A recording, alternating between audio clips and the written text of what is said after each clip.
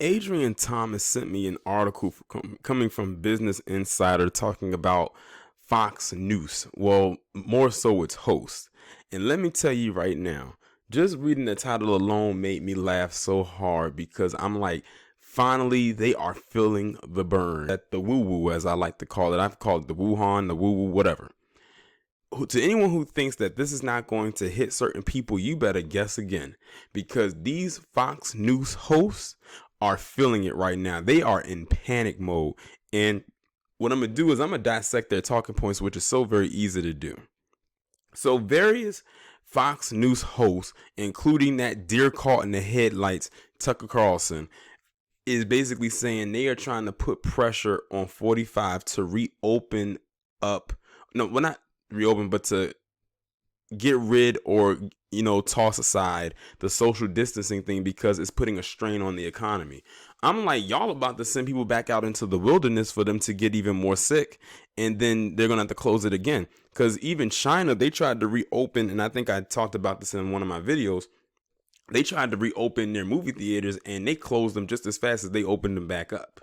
So if they can't even do that, what makes you think they're going to open up the entire establishment again? Basically, the entire nation is on lockdown, for as far as I can see.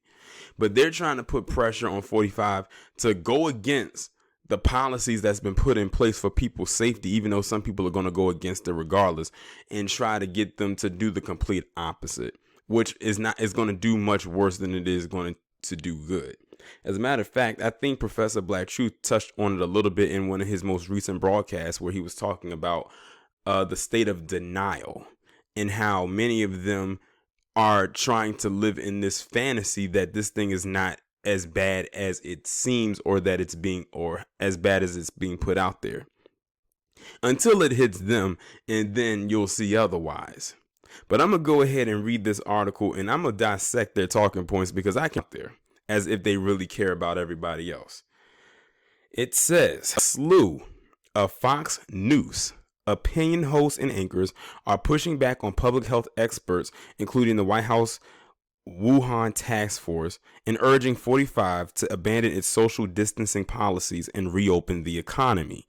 Primetime host Tucker Carlson argued on his Thursday night program that one of the main lessons of this crisis is that the public health establishment has failed us badly by recommending stay-home orders and other social distancing policies that are hurting the economy. Let me just say this right now. People like Tucker Carlson and those who agree with him and, with this whole thing right here, good thing they're not in public health.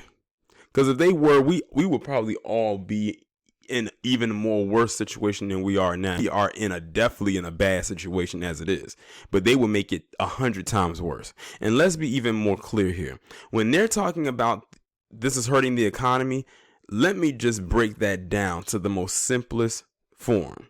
They're not talking about the economy of everybody else. They're talking about their economy. Their bottom line is being affected. And because of that, they want to end this. But that was not very hard to dissect. Whenever they say the economy is hurting, let's just be real here. They're not worried about our economy. They're talking about their personal economy. Like I said, their bottom line. Their bottom line is being fractured. It's bruised, it's breaking, it's hurting, it's bleeding out. It's on life support at this point.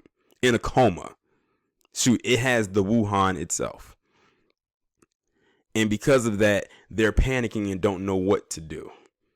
Like, a lot of their stuff is frozen right now, and it can't maneuver the way it once was, as it stands. But they're willing to risk the safety of other people just so their personal economy is not affected anymore. You look at the Lieutenant Dan down in Texas, or the Oriole Clark, when he said, it's a rotation. The economy will really, what they're saying is affecting their personal economy. And let's be even more real here. They're not going to go out there and make this happen. They're waiting for someone else to make it happen, and then they're going to sit back and watch it happen. They are not slick. What would have happened, for example, if we adopted a more conventional response to this epidemic? Carlson said, what if we'd asked the elderly and immunocompromised, and anyone else facing statistically higher rates of risk to stay inside, cloistered away. And then at the same time, allow the rest of the population to use informed common sense and continue to work. Tucker Carlson, did you not see all those people who went out on spring break having the time of their lives and then come back and say that half of them tested positive for the virus? Did you not see them people go to church and congregate with each other and then they tested positive for the virus? Or see anybody else gather in large groups and they came back and tested positive for the virus? Shoot, some people never even gathered and they still tested positive. See, this is why people like Tucker Carlson fits right in over at Fox News, along with all the other pundits over there who have the combined IQ of a raisin. And like I said, statements like that is exactly why he is not fit to be in any type of public health field. Because he's nothing more than a propaganda artist anyway. Like they say, and anyway, Fox News isn't even real news anyway. We've already declared that back in 2003. He went on, what if we had done that a month ago?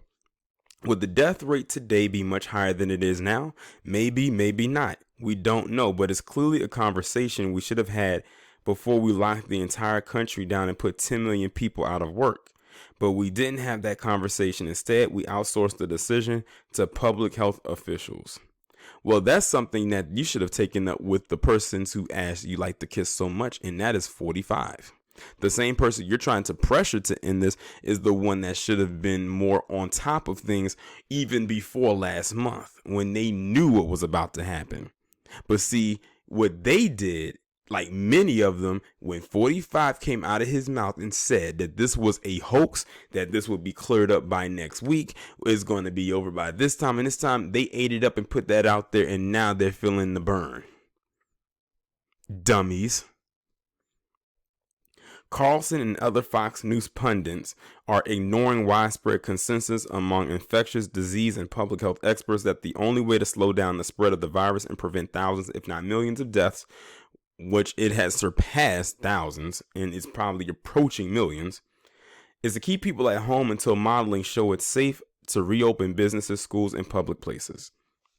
Fox News commentator Melissa Francis argued on Friday that the virus is everywhere already in New York, and she's losing faith in the stay-home orders states that have implemented across the country as the economy implodes. So basically what she's saying is, well, since the virus is everywhere and people are staying home and people are still getting infected, why not just go ahead and reopen everything?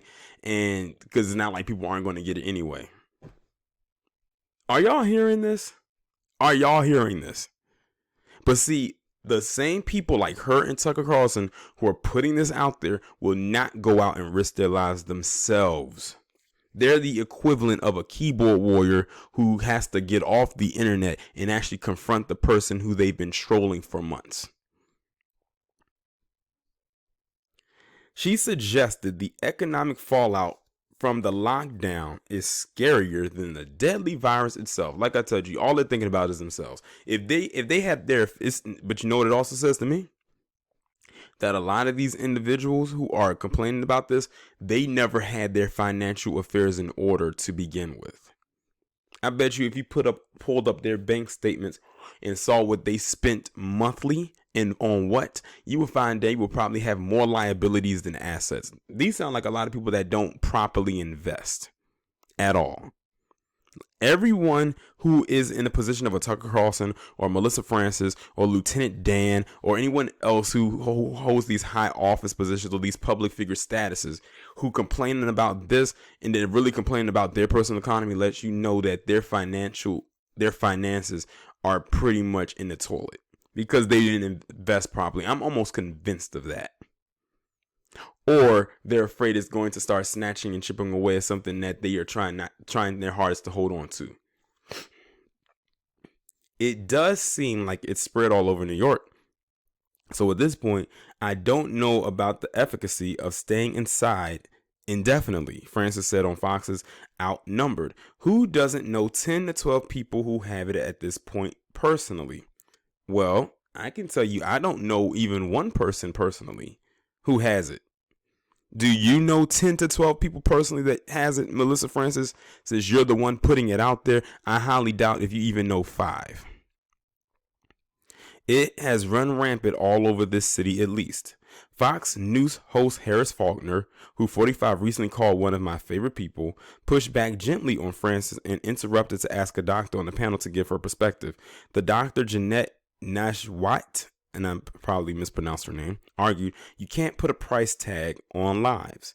On Fox and Friends, one of the president's favorite Fox programs, co-host Brian Kilmeade argued on Friday that the economic damage from the virus is avoidable. You would think that these individuals have never lived through a recession before, because this is basically what it's playing itself out to be, is nothing more than a recession, which lets me know they could not thrive during the Great Depression. This is a self-inflicted wound. It's a slow-motion car wreck that we brought on ourselves, Kilmeade said. We should talk about how many people are working. I'd rather find out that the 20% are still on their jobs. We're in an anomaly now. At least 90% of the country, 297 million Americans, are affected by some kind of stay-at-home order. State governments have asked residents to shelter in place and go out only for essential services, with the goal of encouraging social distancing and thereby reducing the spread of the virus and flattening the curve so healthcare systems aren't overwhelmed. See, they will conveniently go around the statement I just said. They're trying to slow this down, and if you open everything back up, you're going to push pressure back onto the people. See, people like this, Tucker Carlson and everybody who I'm talking about, they're selfish. They could care less what happens to the people. They just want to think about what they're just thinking about their pockets. But they'll never come outright and say that, even though that's what it is. Dr. Anthony Fauci, the nation's top infectious disease expert, is frustrated with the lack of federal mandate, and on Thursday said, I don't understand why 45 hasn't issued a nationwide stay-home order. Many of Fox News' most high-profile hosts and pundits spent weeks in February and March aggressively downplaying the threat posed by the virus and accusing Democrats and the media of hyping the global health crisis to hurt 45, as I have talked about in a few videos this past week.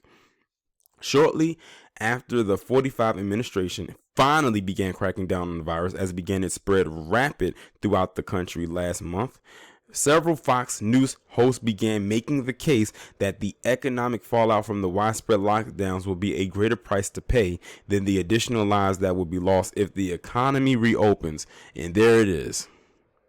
Like I said, they would rather see bodies pile up in the streets than to see them lose their money. And of course, most of them are palm colored, so this doesn't surprise anybody coming from them. Like I told you, that's why I call America, or the U.S. anyway, an establishment, because it runs off of greed and it runs itself like a corporation rather than a country. Our ruling class and their TV mouthpieces whipping up fear over this virus. They can afford an indefinite shutdown. Working Americans can't. They'll be crushed by it. Host Steve Hilton, a former advisor to British Prime Minister David Cameron, said on March 23rd, you know that famous phrase, the cure is worse than the disease? That is exactly the territory we're hurtling towards. Just a few hours later, Trump tweeted, we cannot let the cure be worse than the problem itself. Since then, many of the president's allies have argued that older Americans and others are more vulnerable to the disease should sacrifice themselves for the good of the economy. And that heads right into what Lieutenant Dan said. That's exactly what he said. Now, mind you, Lieutenant Dan is what? 70 himself. Would he be one of the ones that would have to sacrifice himself? To answer that, no. He does not see himself sacrificing himself. He says, find another 70-plus-year-old. This is the same guy that said he would sacrifice his family to open this economy back up. So what does that tell you? During his Thursday night program, Carlson defended Texas Lieutenant Governor Dan Patrick, who argued that lots of grandparents were willing to die of the virus if it meant the economy could get back up and running more quickly. As if he talked to many of those people. But basically what it's saying to you, to us, is that these individuals are selfish and very greedy. And they will cut you off at the knees to get that green. But this is how they've always operated. But like I said, this virus has done more than enough to expose the individuals in this establishment. And I can honestly say I'm loving it. Now we can really see them for who they are. But you know what? Like I said, they're not going to go out and sacrifice themselves. They want us to be the sacrificial lambs. That's what they want. Because they want to be around to see how this thing plays out. If they're still around. But, you know, it is what it is. And sometimes in life you can't get what you want. And like I said, this is one of the times when a lot of people like Tucker Carlson and these other races and everything like that, for one time in their life, in their existence, they cannot beat this. Like they can't. This is something that's coming for them that they cannot beat. And they can't stand it. Oh well. It is what it is. Y'all let me know what y'all think about this down in the comments. Like, share, subscribe. Make sure you follow me on Twitter if you haven't done so already. Have your notifications turned on, and I will talk to you in the next one.